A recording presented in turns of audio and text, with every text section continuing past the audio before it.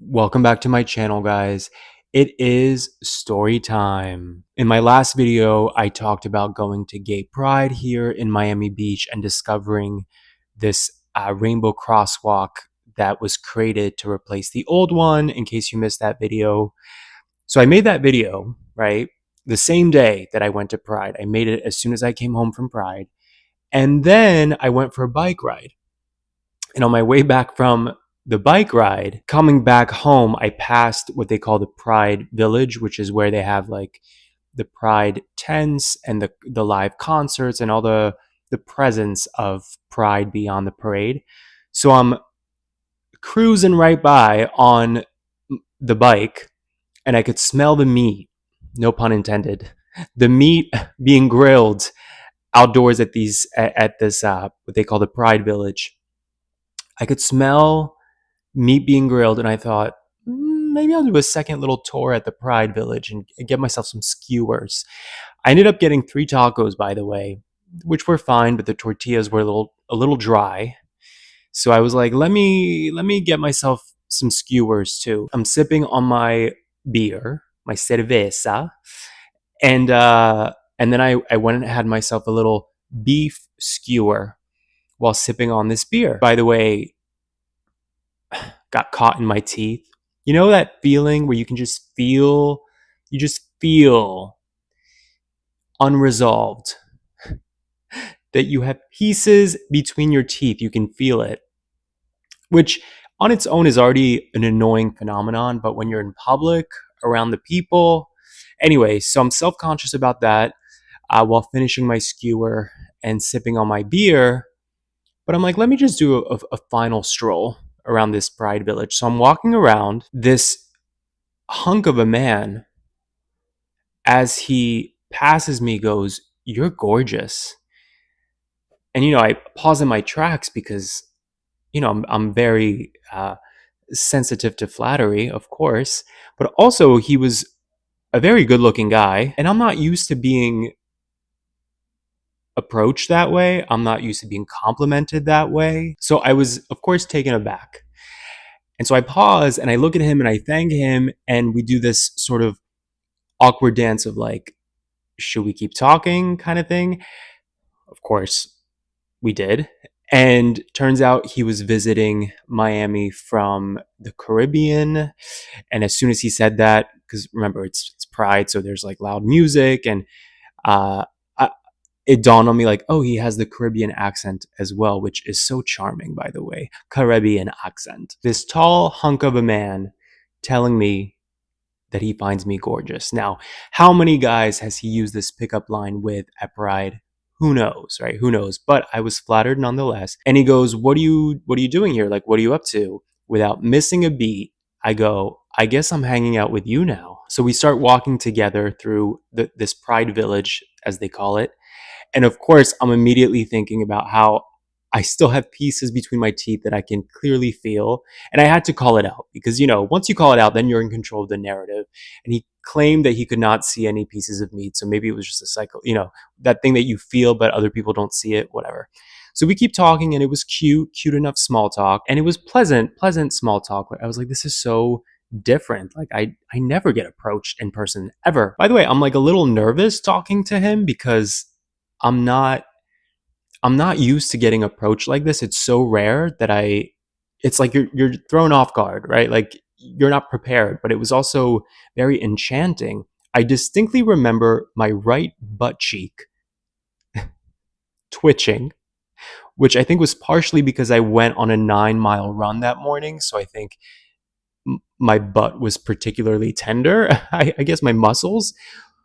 But beyond that, when you're like nervous, your body can like spaz out in bizarre ways. But I just distinctly remember my right butt cheek twitching and thinking, it's cool, there's no way he'll notice. Like, how could he possibly notice?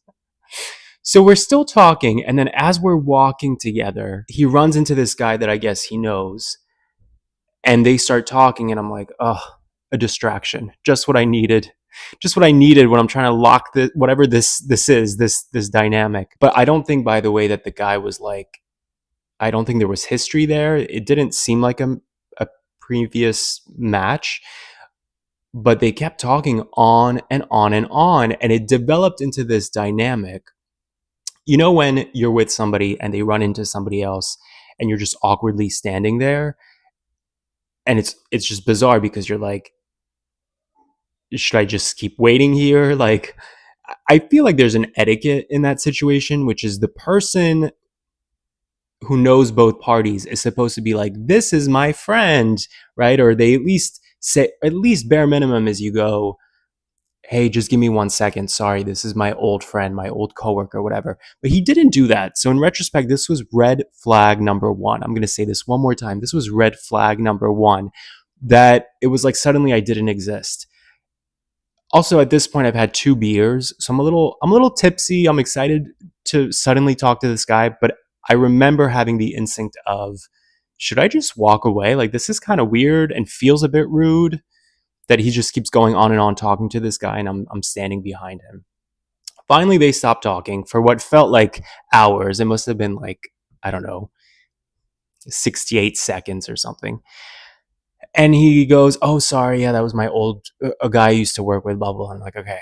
So we continue to talk, and then at a certain point, we stop in a stationary position instead of just walking around aimlessly. There was definitely a chemistry there, but red flag number two appeared, which is that he kept looking around while talking to me. Now, maybe this was my own insecurity because we're at an event surrounded by gay men who are mostly, intoxicated.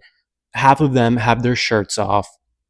A lot of them are in amazing shape. So if you're talking to somebody who's looking around, it feels inherently like they're checking out the scene. Like, who else can they, what other options do they have? It rubbed me the wrong way, but I also know, everybody, I have my own little nervous ticks. Maybe his own thing was in the moment, you know, darting away from eye contact to just give himself a second to like compose himself. I don't know. But red flag number two, I just thought that was bizarre. I felt like he was checking out other guys while talking to me. So then it felt like something shifted where I was like, is this guy actually into me then? Like, what is this? And finally he goes, I have to find my friends, which I thought was strange because he hadn't mentioned he had friends. So I took it as like, oh, he just wants to stop talking.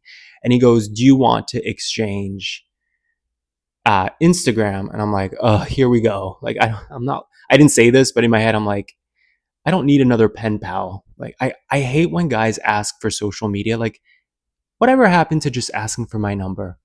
So I flippantly, remember, I've had a couple beers, right? I flippantly go, Instagram. And he quickly intercepts to go, how about your number? And I'm like, okay, take my number. And so he takes my number and he goes, maybe we can hang out later. Text me later tonight. And it's interesting that in the moment, I had the reflex to go, how about you text me? Because if you're with friends, I don't want to intrude. And it's funny that I was quick enough to respond with that because, again, I just had this instinct of, I don't think this guy's actually into me. I got player vibes. I just got player vibes. It's an instinct thing between him talking to that one guy for so long, now looking around at the other options. And I also felt like in the moment when you have a chemistry with somebody, and it's not like you have to run off to something, in 5 minutes, like on the, that you're fighting the clock. I just feel like, why not continue to spend time with that person?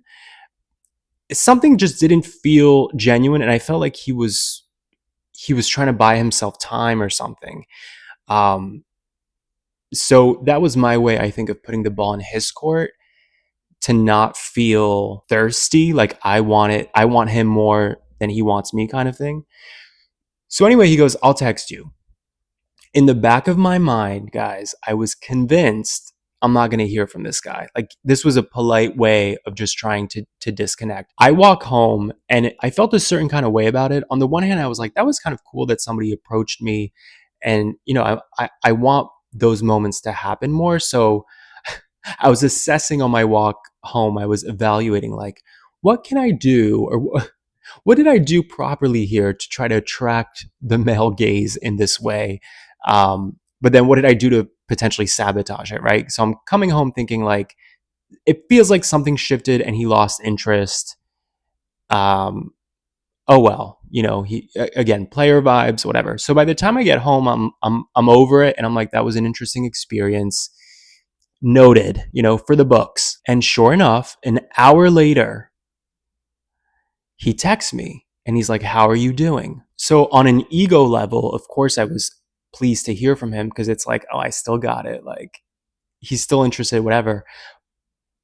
But if it makes any sense, by the time I came home, I had already kind of lost interest because something felt fishy, something felt off. Also, just texting an hour later feels very soon for somebody who was allegedly looking for his friends and wanted to talk later. It just, again, something just felt off. So I'm like, let me just see how this unfolds. Let me see if my instincts are right. Let me see what this is about. So I play it cool, and I'm like, oh, I'm great. I'm back home. I'm a little bit sleepy because I didn't want him to feel like I'm eager to meet up immediately or anything like that. And he goes, oh, I'm sleepy too. Uh, just getting some food now. Again, doesn't make sense. There was plenty of food at that event. Also, what happened to the friends? So I managed to sneak in there. Oh, did you find your friends? Even though in the back of my mind, I'm like, I don't think there were any friends in this whole story. I think he just said that again to buy himself some time. So he's like, I did, and that's all he says about it.